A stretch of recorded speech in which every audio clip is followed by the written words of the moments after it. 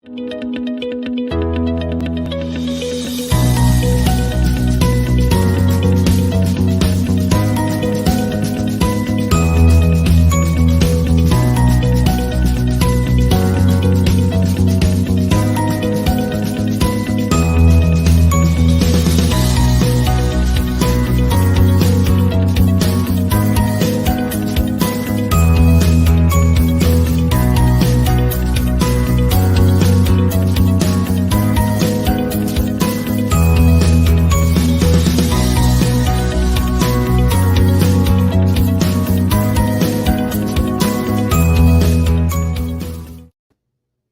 ladies and gentlemen.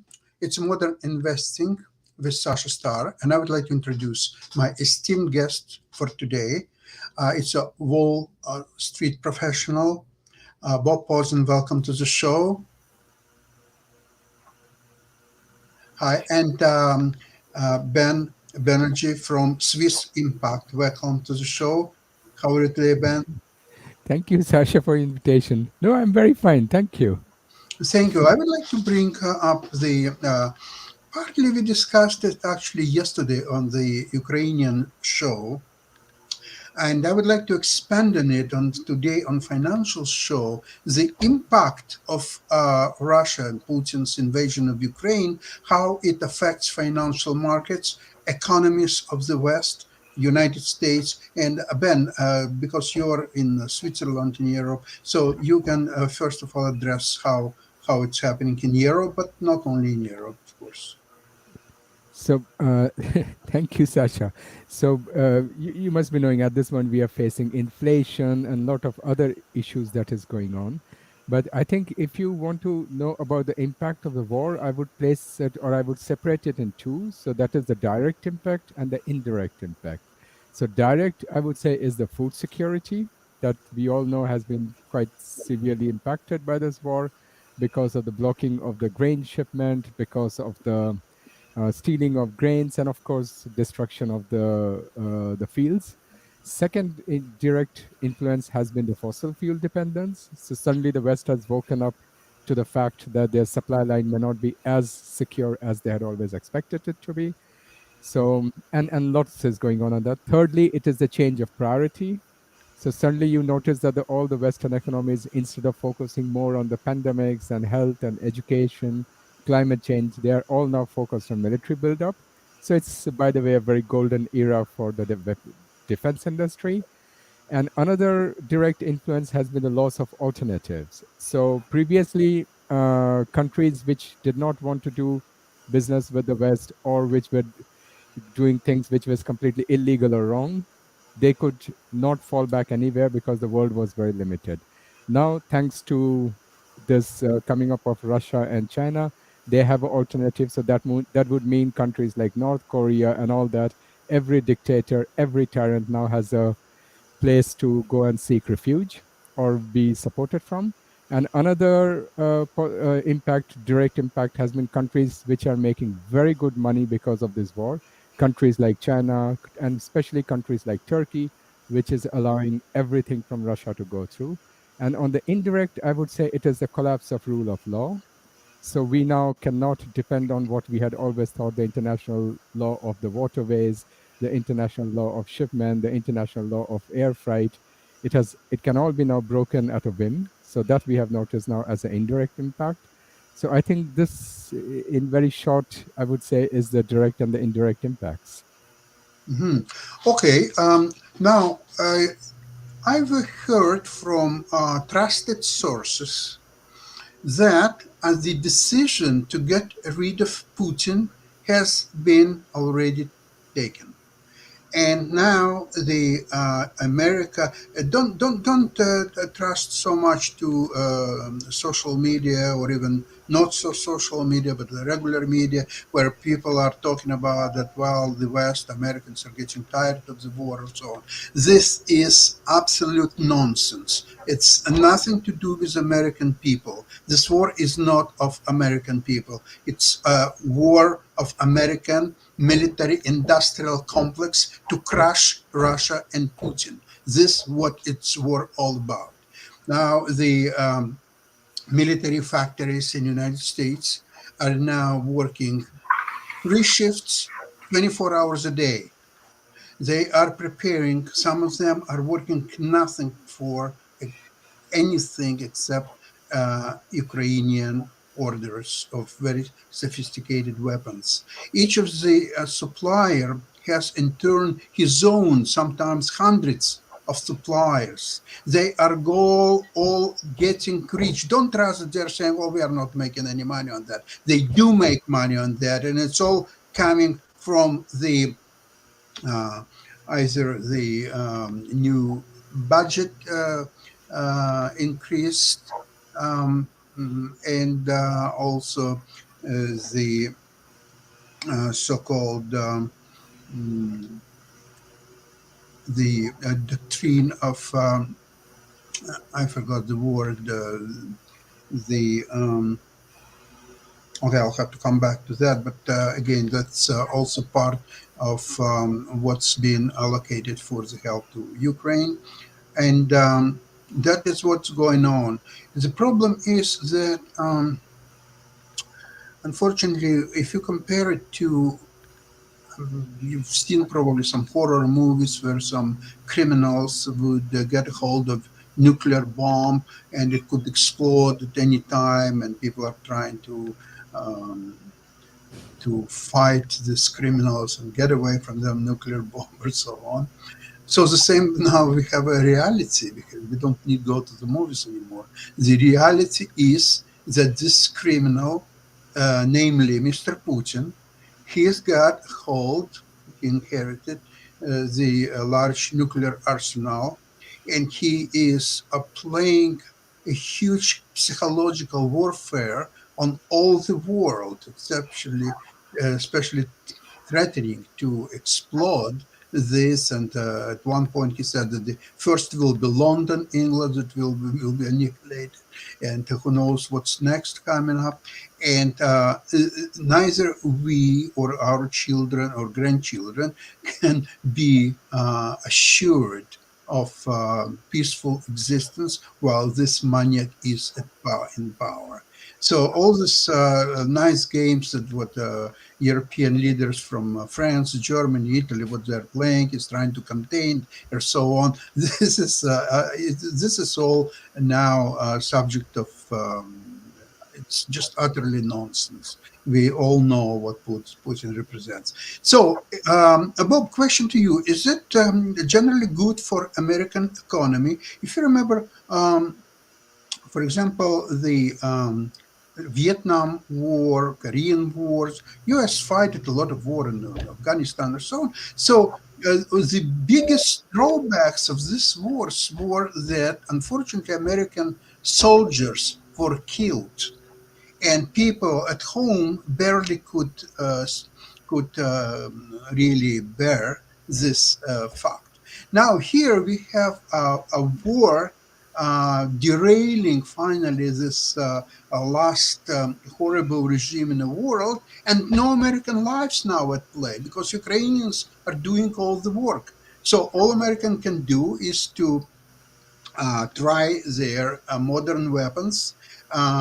They're very successful so far, and you can imagine that the sales of their weapons in the world will substantially increase. America will make tons of money on supplying these weapons. All the military complex will thrive, and all this company will generate extraordinary profits. So, Bob, tell me, do you think it's generally all the situation is rather good for United States, or you have some other thoughts? Well, I don't think the Ukrainian war is generally good for the United States. You're right to say that no American soldiers are fighting in Ukraine.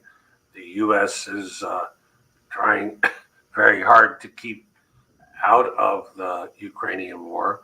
We are providing lots of military gear, now more advanced military gear, and that, of course, is profitable to some American companies.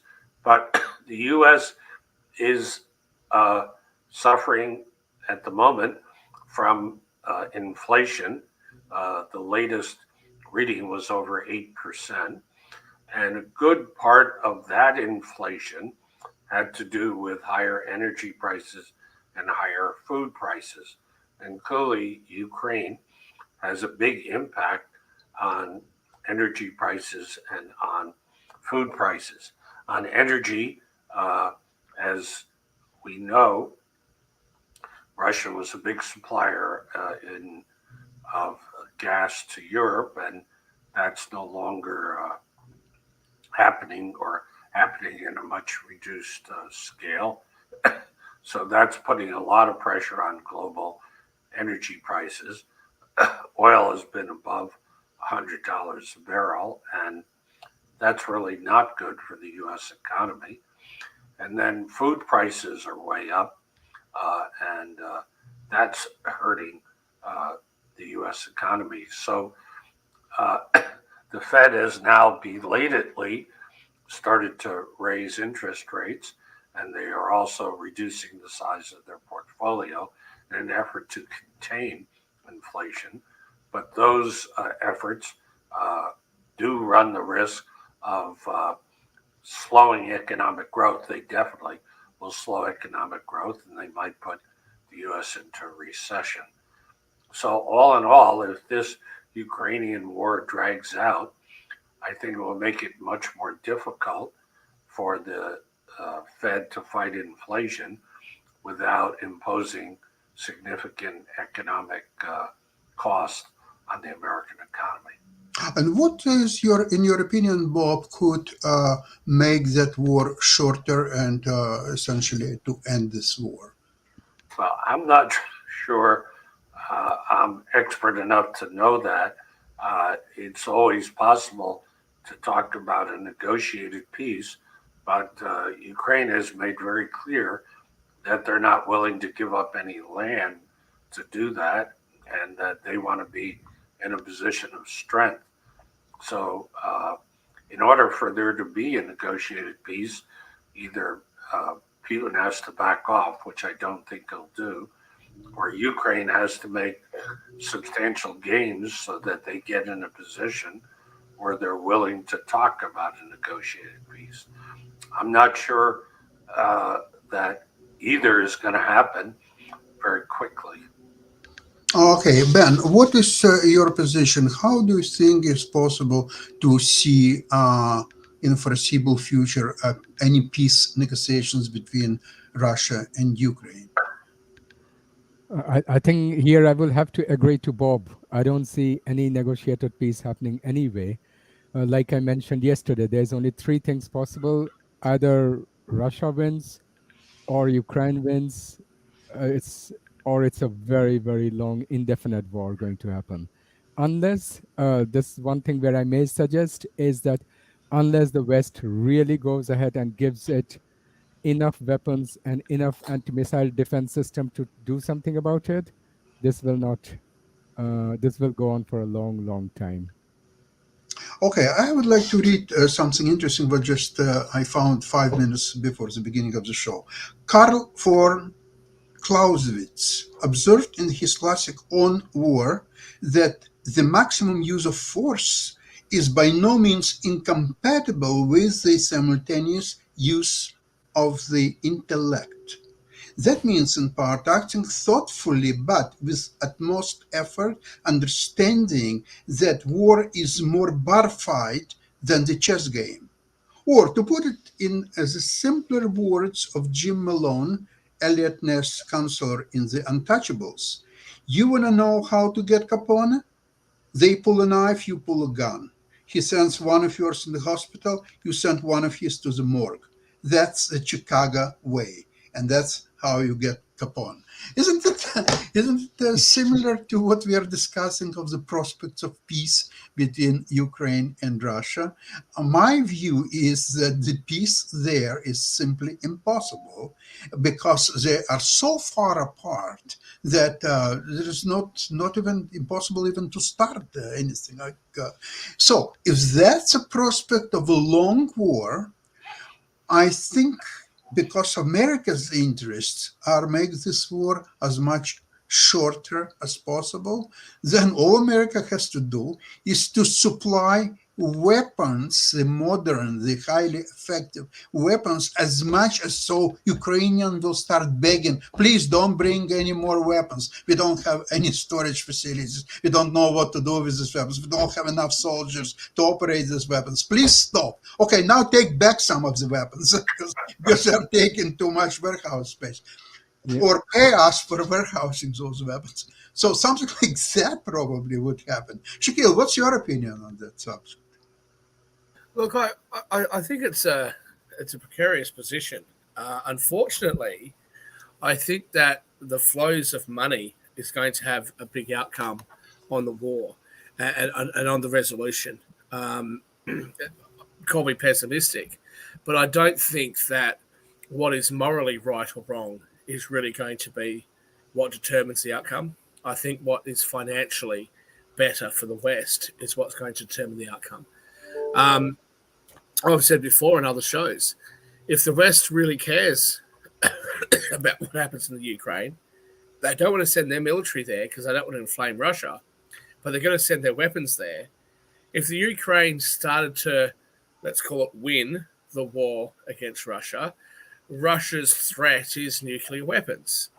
At what point is the West prepared to say, you know what, we'll risk nuclear warfare, this is not acceptable, we're going to go in, or the West say, okay, you've won.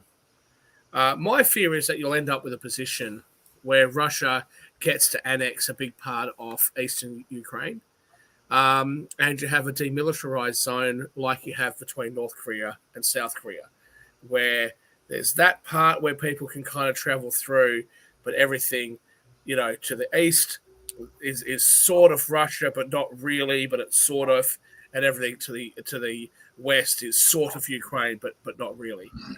That's my fear is that it will be a stale kind of standoff. And from the perspective of finances, look, the Russian ruble actually went up after the sanctions. That they got, that they were barred from the SWIFT system, they were barred from the international financial community, then it went up. We know that both Russia and the Ukraine are considered to be the breadbasket of Europe and many other countries in the world that rely on the wheat and other produce. So this is a very important part of the world, but it's something that not a lot of people talk about. I think, Sasha, when we've played chess in the past, we talk about Russia and the Ukraine, and even I, who have friends that are Russian and Ukrainian, don't really know a lot about those countries. I dare say that most everyday people don't, right? Those are countries that are very far away. They're in a different world to most of us. And so people don't pay a lot of attention. We don't understand the dynamics that's going on. So, my fear is that the West is just going to take the easy way out wherever they can. And there's that real question about food security, about the financial implications. A lot of Western countries have started to seize assets of Russian oligarchs. But, when you have this kind of situation occur in any country in the world, you tend to see a lot of corruption. You tend to see that there are those countries that will trade with a sanctioned country, regardless of those sanctions. And you will see bad actors that will actually trade with those countries and enrich themselves. If I had the ability to buy Russian oil at a lower price and be able to sell it on the worldwide market by smuggling it across through other countries, how much money would I make? And I think for a lot of people, that's very tempting. And unfortunately, that's what we see in any war-torn and benighted country. So, yeah, that's my fear, Sasha. I'm not sure how this ends up. I think it says a lot when Switzerland, Singapore, and a number of other traditionally neutral countries have actually taken a stand here and said, this is not acceptable. But one thing I'll say, I know you don't like me saying it, Sasha, one thing that I will say, we're not hearing very much about what Russia and in particular Vladimir Putin, what does he want and what is his justification? Doesn't mean we have to agree with it, but what is it that he wants? So it's very hard to work out what would be an agreeable negotiation that we could all agree on, everyone's kind of happy with. When I say everyone, not Ukraine, not Russia, but the rest of the world. right? Because Ukraine doesn't really matter as far as the rest of the world is concerned. Money is what matters. What is the rest of the world prepared to accept? What negotiation and what concession is the Western world prepared to accept with Putin? And we're not really sure what that is, because we don't know from the West in Western media, we don't know what it is that he wants. And the problem with that, of course, is that if he does actually get what I believe he wants, which is a big part of the eastern parts of the Ukraine, if he actually does get that and the West concedes that, what happens to other territories in the world that are also contested? Taiwan is the obvious one that gets talked about, but there are also other parts of the world, across Africa, across Asia, and even in other parts of Europe, where there is some animus about who should control it. What happens? If you concede to Russia, are you prepared to concede other things? Or are you prepared to risk World War III? What does the future actually hold? And I think that that's a really important geopolitical risk that we need to consider, and we need to consider how that applies and how that's going to affect the rest of the world. Thank you, Shakil. I would like to first of all explain that the strength of Russian ruble, it's completely artificial event. The problem is that because all Western companies, I'm not sure that there are any exceptions, but all major companies left Russia. So there is nothing you can really buy if you would save enough dollars, you would exchange for rubles and you could buy something. So today, dollar has no value in Russia simply because there is no use of dollar. You cannot make foreign trips. You cannot go anywhere except Turkey, United Arab Emirates, and North Korea, Iran. Maybe a couple of other countries. Sasha, politics is a fickle game. And I think that the everyday person walking down the street has a very poor understanding of economics and of the way the world works, especially as far as finances are concerned. So if the everyday person who's walking down the street says, well, inflation's really high in Europe, inflation's really high in America, things are terrible, and look at Russia, their currency is going up. Even though what you've just said is absolutely true, that's not the perception. And you get a lot of uninformed people that will say, well, Russia's doing really well, we must suck. And so therefore they will withdraw their political support for governments that want to do something. Shakil, I may sound not politically correct. And I'm at the age where I can allow myself to be not politically correct because I really don't care what people think, what I say, okay? I can afford that. Okay, I have enough money to get a lawyer on retainer if somebody will sue me. So that being said, I would like to mention that what's happening now in this war is well beyond comprehension of average people, and it doesn't matter really what average people think about this affair.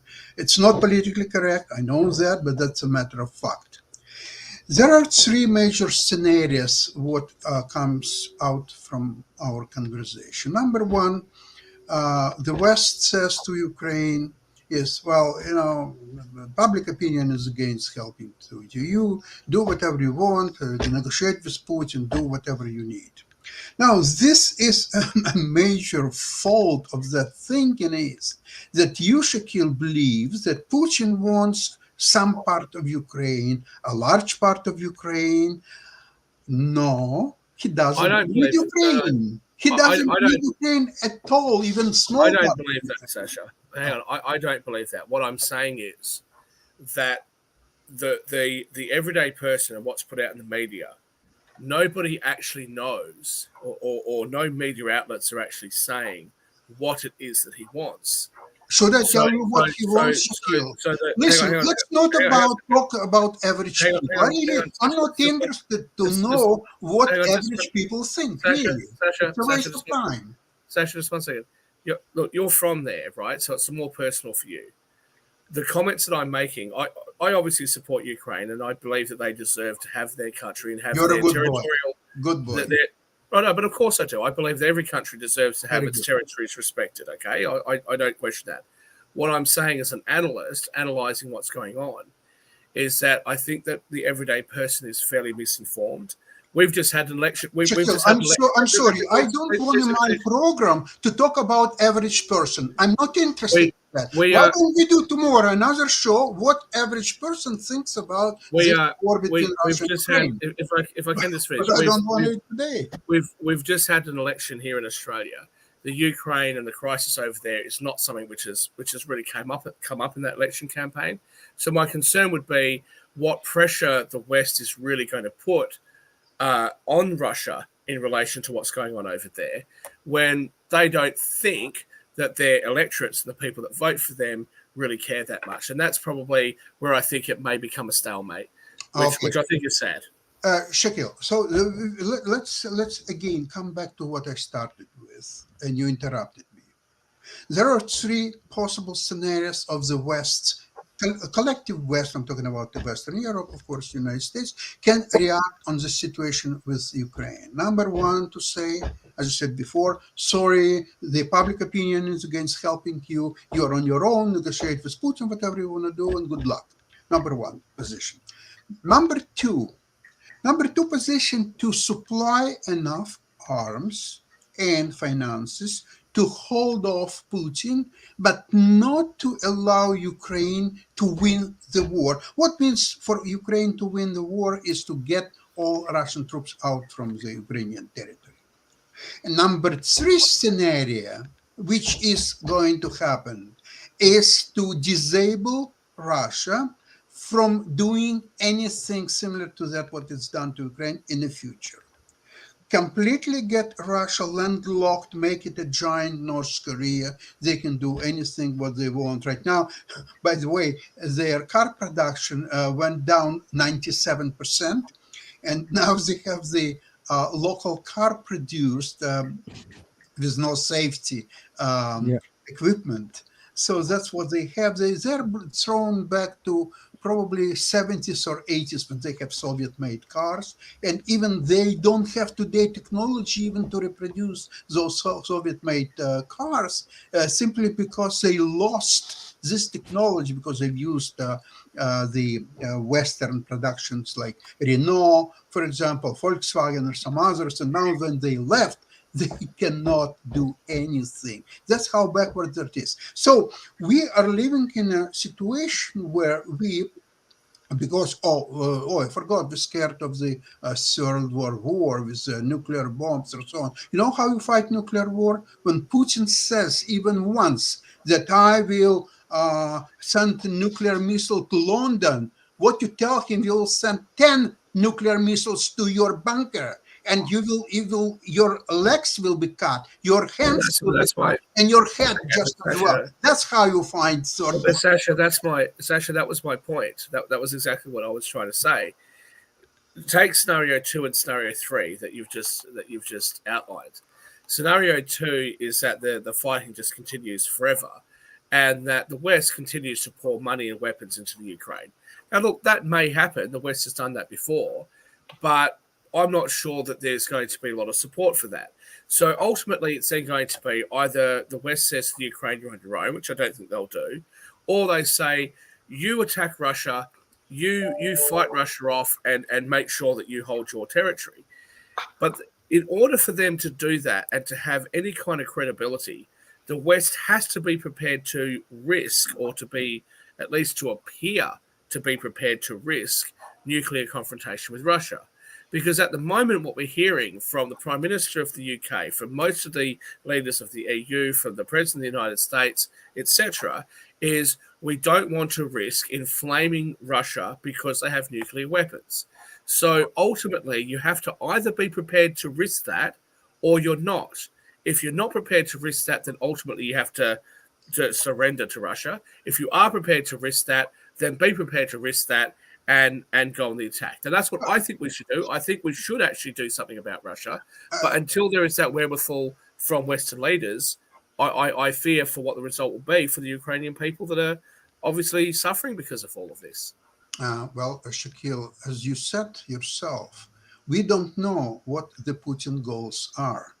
It's a piece of Ukraine, it's a half of Ukraine, it's all Ukraine, or Ukraine plus Moldova and Baltic republics, or all that plus Poland and Czech Republic and maybe Germany and later on France. We don't know what are his goals. His goals, apparently, I understand the people who influence him for the last several years, they are highly uh, demagogues, nationalists, people like Professor Dugin and others. They thinking is that the Western system will collapse. The only problem is when the dollar system, the all Western economical system and economic power will collapse. The problem only when. It could take, 50 years, maybe 150 years, and maybe 600 years. So instead of waiting for that to happen, we can do it very easily now. We will just push them a little bit, and all that will happen almost immediately. So if we will create enough instability in the world with energy, with food prices, or so on. By the way, inflation started in the United States. I'm not sure about Europe, but I think Europe as well, before February 24th invasion. Am I right? Of course, you're right. Right. The So, Democrats won't admit that, but of course, you're right. so that was already happening. Now the war, Ukrainian war, just exacerbated these events, and the inflation became even more. So I think it is an interest in the West and United States would be not immediately send all kind of weapons so Ukraine will chase out all these Russian invaders and so on, but just keep it going on for maybe a few months.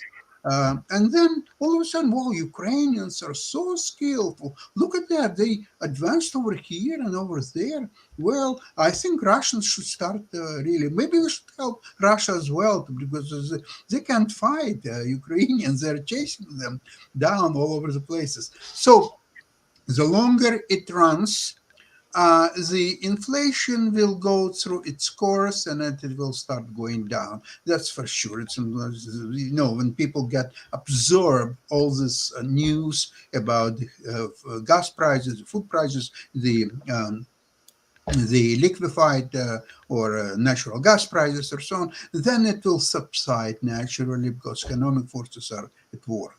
Ben, what's your take on about different scenarios and how it will affect world, especially Europe and U.S. economy? I think I agree to both somewhat to what Shakil is saying and also what you are saying, that the option is that it will go on indefinitely, but on the other hand, what Shakil is saying is also true, that it's the common person, the common man on the street, who will not understand the situation. And in democratic nations, the government has to listen to them, will one day, someday stop supporting their government to withdraw from it. So there is an option that also very possible.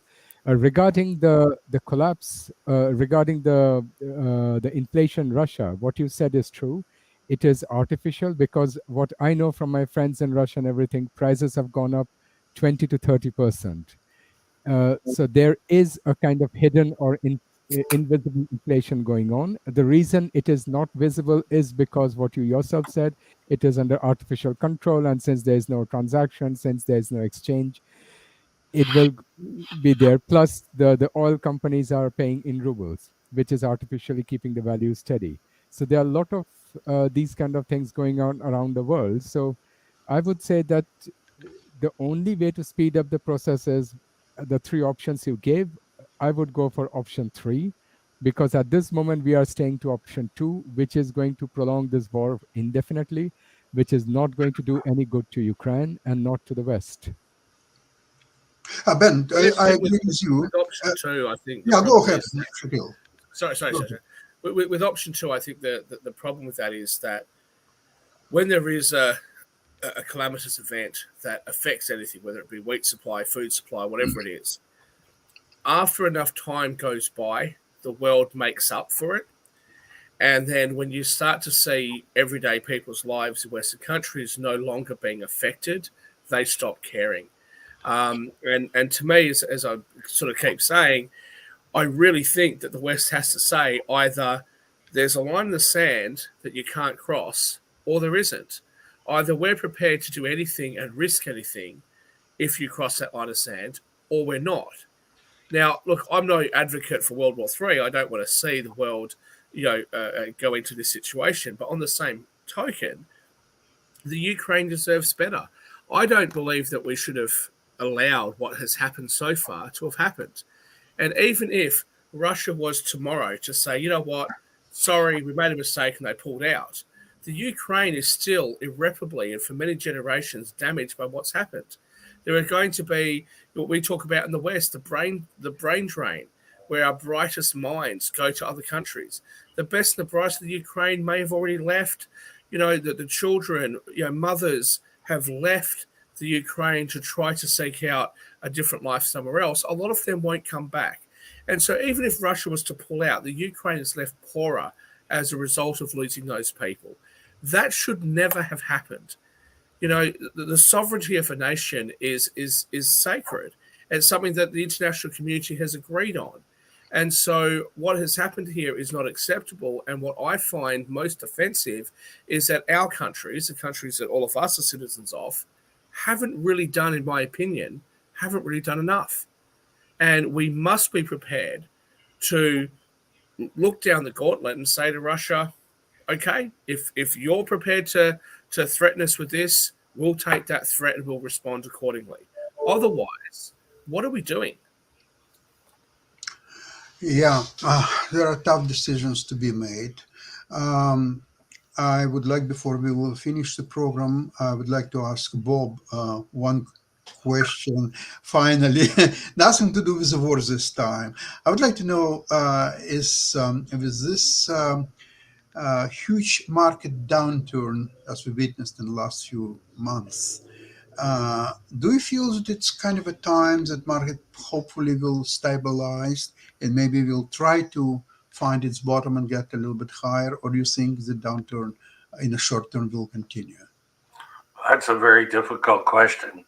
I mean, clearly a lot of the fluffy valuations have come down, and companies with just revenue and no earnings have found themselves struggling. And so we do have a reduction in risk in that sense. But, this is a very uncertain environment. So it's hard to tell what's going forward. And I think under that, there are several factors. One is all that we've been discussing about Ukraine, about what's going to happen, its implications for food, for energy, its implications for arms, its implications for uncertainty. And second of all, we know that the Fed is going to be tightening.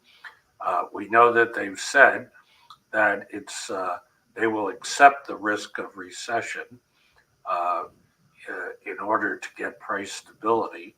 So we don't know how much further that's going to go down. I think in the end, it depends on what the earnings of companies are. The good news is that consumers still have excess cash, and that probably will last for another 6 to 9 months. And also, the banks and financial institutions are in good shape. They have a lot more capital than they did in 2008. So those are factors that are, very favorable. But I think we haven't really been in a situation where the Fed was tightening at the same time there was inflation for a long time. And so we really don't know what's going to happen there and what its implications are going to be for the stock market. So I don't think I can give you a definitive answer on that, Sasha. Okay, so maybe you will approve one of my trading ideas is to get debit spread on Goldman Sachs, which will report later this month. Would you agree with such a strategy? I'm sorry, to get what? To get a bullish spread on Goldman Sachs. I don't know. I'm not going to talk about any particular company. That's too risky for my taste. Yeah, okay. So it's coming just from me. So no Bob input is. Anyway, I'm thinking about that. I haven't done it yet. Maybe another couple of down days, and then I'll try to do that. Anyway, we hope that all those issues will be resolved positively. We are trying to find what are the positive outcomes available. There are very few, but let's hope one of them will happen. One thing that was said that I agree with, which is, I mean, what's the pressure going to be put on Russia? I don't think Putin cares that much if more Russian soldiers are dying. That doesn't seem to be that important to him. But as someone said, there are lots of Russian cars, Russian oil facilities, Russian factories that depend on technology from the West. Absolutely. And if that becomes a big enough problem, then that will start to impact Putin's view of the situation.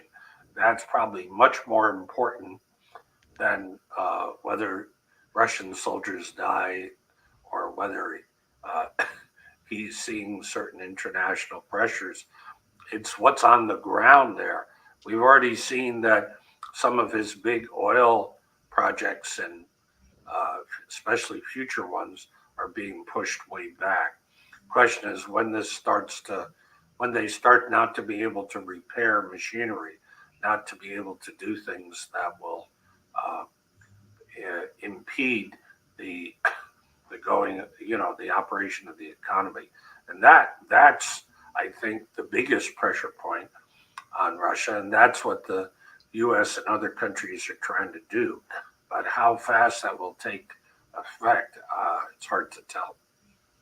Yeah, some people believe that in 2023, if everything will be the same as now, the 2023 Russia will really start, and Russian average people in Russia will start to feel the economic pressure of what's been mounted by the West. I would like to thank you so much for your wisdom, Bob, Ben, and Shaquille. Thank you so much, and I hope to see you in our next shows again.